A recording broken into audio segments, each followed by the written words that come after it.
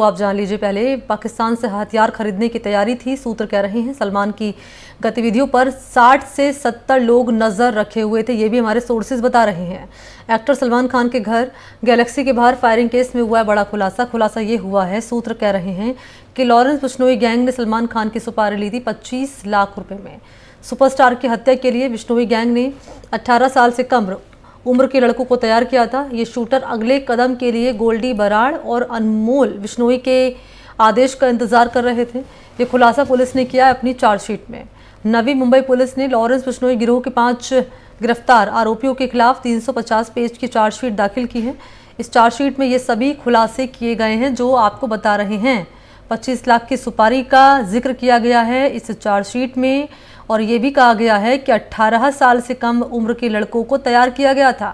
ये जो लड़के हैं कम उम्र के 18 साल से, ये जो शूटर्स हैं, ये एक अगले कदम के लिए गोल्डी बराड़ और अनमोल बिश्नोई के आदेश का इंतज़ार कर रहे थे। जैसे आदेश मिलता और उसके बाद ये अपनी प्लानिंग को अंजाम देते। आपको जानकारी ये भी दे दें कि इस पूरे मामले में ये भी लिखा गया चार्जशीट में पुलिस की ओर से कि सलमान की हत्या के लिए आरोपी पाकिस्तान से मॉडर्न हथियार यानी कि AK-47, AK-92, M16 और तुर्की निर्मित जिगाना हथियार भी खरीदने की तैयारी में थे। आपको बता दें कि इस तरह के हथियारों से पंजाबी गायक सिद्धू मूसेवाला की हत्या की गई थी। इन हथियारों के इस्तेमाल से आरोपी बॉलीवुड एक्टर की हत्या करने की फिराक में थे। सोर्सेज कह रहे हैं कि पुलिस ने चार्जशीट में बताया कि सलमान को मारने की साजिश अगस्त साल 2023 से अप्रैल 2024 के बीच रची गई थी। करीब 60 से 70 लोग सलमान खान की हर एक एक्टिविटी पर नज़र रखे हुए थे। एक्टर सलमान खान के बांद्रा स्थित गैलेक्सी अपार्टमेंट के बाहर 14 अप्रैल को सुबह गोली चलने की घटना सामने आई थी।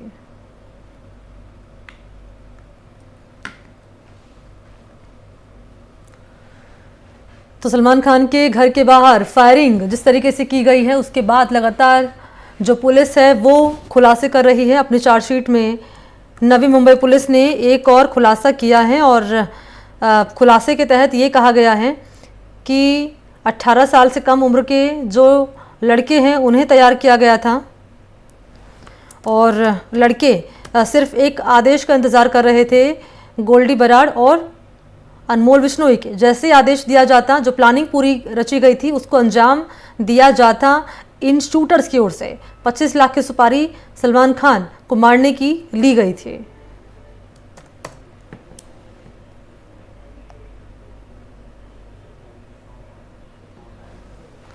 और सोमू इस वक्त मौजूद है मेरे साथ ज़्यादा जानकारी लिए। सोमू, और क्या डिटेल्स मिल रही है? चार्जशीट 350 पेज की तैयार की गई है, जो आरोपी गिरफ्तार किए गए हैं। बड़े खुलासे मुंबई पुलिस की टीम कर रही है कि कम उम्र के लड़के तैयार किए गए थे, बाहर से हथियार मंगाए गए थे, सिर्फ एक आदेश का इंतजार और उसके बाद सलमान खान की हत्या, यही प्लानिंग थी पूरी।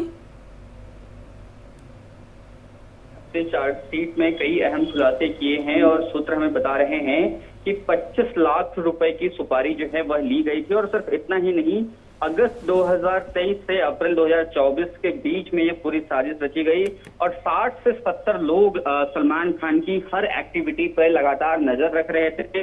उनके फार्म हाउस पर, उनके मुंबई स्थित घर पे और फिल्म सिटी में उनकी हर गतिविधि पर इन 60-70 लोगों की नजर थी।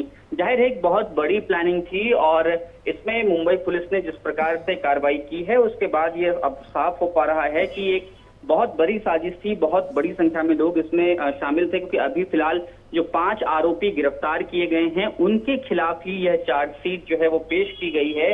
अब चुनौती यह भी है कि ये 60 से 70 लोग जिसके बारे में बताया जा रहा है कि ये सलमान खान की हर गतिविधि पर नजर रख रहे थे, इन तक पुलिस कैसे पहुंचती है।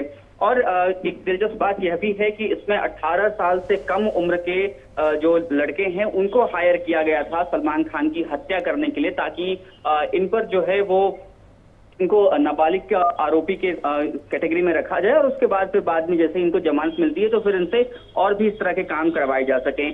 तो निश्चित रूप से एक बहुत बड़ा रैकेट जो है जिस तरह से काम कर रहा है और खासतौर पे लॉरेंस गैंग में, क्योंकि इसमें पूरी तरह से संलिप्त है, उस गैंग की संलिप्तता पाई गई है, तो निश्चित रूप से अब पुलिस सामने इस रैकेट को भी तोड़ने की एक बड़ी चुनौती है।